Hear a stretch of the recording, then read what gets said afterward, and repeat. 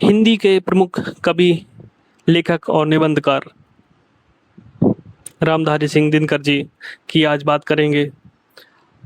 आधुनिक युग में वीर रस के श्रेष्ठ कवि के रूप में आपको स्वीकार किया जाता है।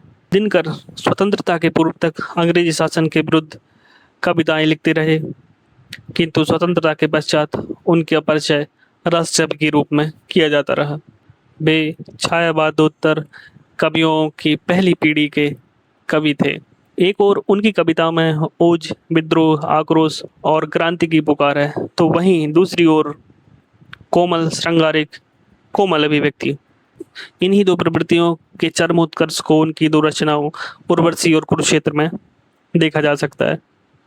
रामधारी सिंह दिनकर जी का जन्म 23 सितंबर 1908 को बिहार के बेगूसराय जिले के सिमरिया गांव में हुआ।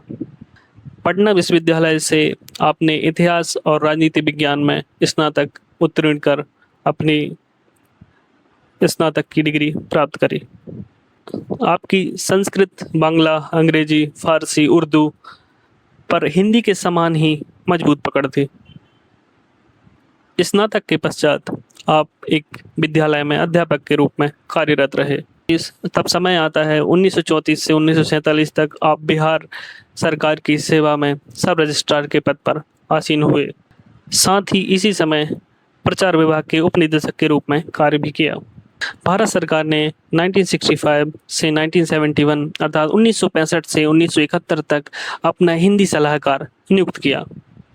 1952 में जब भारत की प्रथम संसद का निर्माण हुआ तो आपको राज्यसभा में संसद सदस्य के रूप में चुना गया। आप वहां पर 12 वर्षों तक संसद सदस्य के रूप में कार्यरत रहे।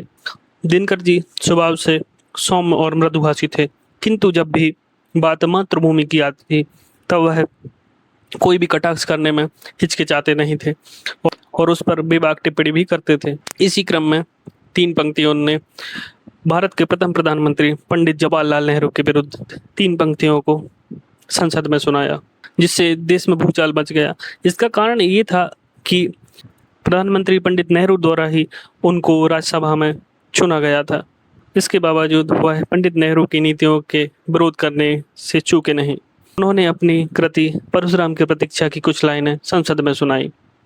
घातक है देवता सदृश दिखता है, लेकिन कमरे में गलत हुक्म लिखता है। जिस पापी को गुण नहीं गोत्र प्यारा है, समझो उसी ने हमें यहाँ मारा है। यह 3 पंक्तियां उन्होंने पंडित नेहरू की नीतियों के विरुद्ध संसद में सुनाई थी। 1962 में चीन से हार के बाद दिनकर जी ने संसद में यह कविता सुनाई, जिससे प्रधानमंत्री पंडित नेहरू का सिर शर्म से झुक गया। यह घटना आज भी राजनीति और साहित्य के इतिहास में एक निर्भीक कथन के रूप में उद्धृत है। चीन युद्ध के बाद आपने 2 लाइनें राष्ट्र को समर्पित करी। रे रोक युधिष्ठिर को न यहाँ, जाने दे उनको स्वर्ग धीर, पर फिरा हमें गांडीव गदा, लौटा दे अर्जुन भीम वीर। एक किस्सा मैं आपको पढ़ के सुनाता हूँ। यह किस्सा 20 जून 1962 का है। उस दिन राज्यसभा में खड़े हुए और हिंदी के अपमान को लेकर बहुत सख्त स्वर में दिनकर जी बोले। उन्होंने भरी राज्यसभा में नेहरू जी की ओर इशारा करते हुए कहा कि देश में जब भी हिंदी को लेकर कोई बात होती है तो देश के नेतागण ही नहीं बल्कि कथित बुद्धिजीवी भी हिंदी वालों को अपशब्द कहे बिना आगे नहीं बढ़ते। पता नहीं इस परिपाटी का आरंभ किसने किया, लेकिन ख्याल यह है कि इस परिपाटी की प्रेरणा प्रधानमंत्री से ही मिली।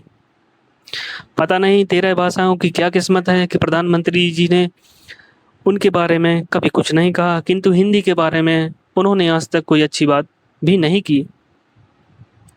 मैं और मेरा देश पूछना चाहते हैं कि क्या आपने हिंदी को राष्ट्रभाषा इसलिए बनाया है ताकि 16 करोड़ हिंदी भाषियों को रोज अपशब्द सुनाएं? क्या आपको भी पता है कि इसका दुष्परिणाम कितना भयावह होगा? यह सुनकर पूरी सभा सन्न रह गई। ठसाठस भरी सभा में एक गहरा सन्नाटा छा गया। यह मुर्दा चुप्पी तोड़ते हुए दिनकर ने फिर कहा, मैं इस सभा और खासकर प्रधानमंत्री नेहरू से कहना चाहता हूं कि हिंदी की निंदा करना बंद किया जाए। हिंदी की निंदा इस देश की आत्मा को गहरी चोट पहुंचाती है। तो इस प्रकार के निर्भीक अंदाज में वह अपने शब्दों को राज्यसभा के पटल से देश को समर्पित करते थे। शोषण के खिलाफ अपनी कविताओं की रचना करी। एक राष्ट्र कवि के रूप में उन्होंने ऐतिहासिक पात्रों और घटनाओं को ओजस्वी रूप से प्रखर शब्दों का ताना बाना दिया। आपकी महान रचनाओं में रश्मिरथी और परशुराम की प्रतीक्षा शामिल है। उर्वशी को छोड़कर दिनकर जी ने बाकी सभी कविताओं को वीर रस में लिखा। कवि भूषण के बाद आपको वीर रस का सर्वश्रेष्ठ कवि स्वीकार किया जाता है। ज्ञानपीठ से सम्मानित आपकी रचना उर्वशी मानवीय प्रेम, वासना और बंधु के इर्द गिर्द घूमती है। यह कहानी उर्वशी की जो स्वर्ग की एक परित्यक्त अप्सरा है। वहीं इनकी रचना कुरुक्षेत्र महाभारत के शांति पर्व का कविता रूप है। इसकी खास बात यह है कि यह रचना द्वितीय विश्व युद्ध के बाद लिखी गई।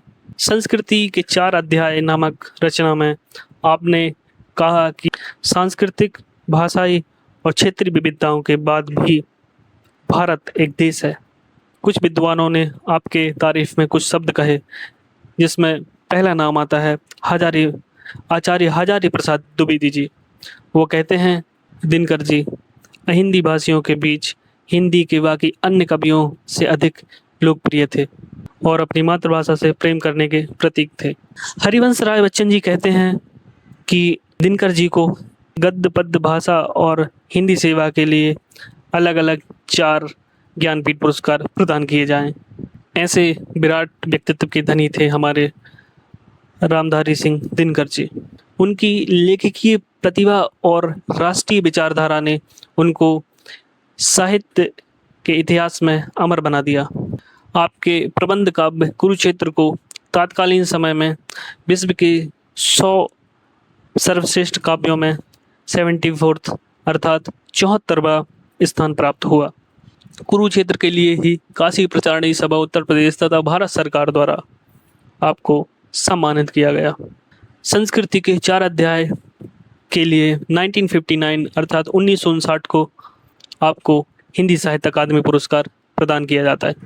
1959 ही वह समय था जब आपको पद्म विभूषण से सम्मानित किया जाता है। भागलपुर विश्वविद्यालय के तत्कालीन कुलाधिपति और राज्यपाल डॉक्टर जाकिर हुसैन, बाद में भारत के राष्ट्रपति जी द्वारा आपको डॉक्टरेट की मानद उपाधि प्रदान की जाती है।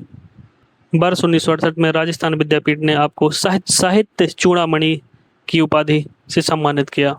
वर्ष 1972 में काव्य रचना उर्वशी के लिए आपको ज्ञानपीठ पुरस्कार से सम्मानित किया गया। एक समय आता है जब हिंदी साहित्य के दिग्गजों को हमारे बीच से जाना पड़ता है। 24 अप्रैल 1974 को रामधारी सिंह दिनकर जी ने अपने देह का त्याग कर दिया। ऐसे कवियों को हिंदी साहित्य सदैव ही ऋणी रहेगा। हिंदी साहित्य के ऐसे दिग्गजों के बारे में जानकारी के लिए हमसे जुड़े रहिए। आपका दिन मंगल हो। धन्यवाद।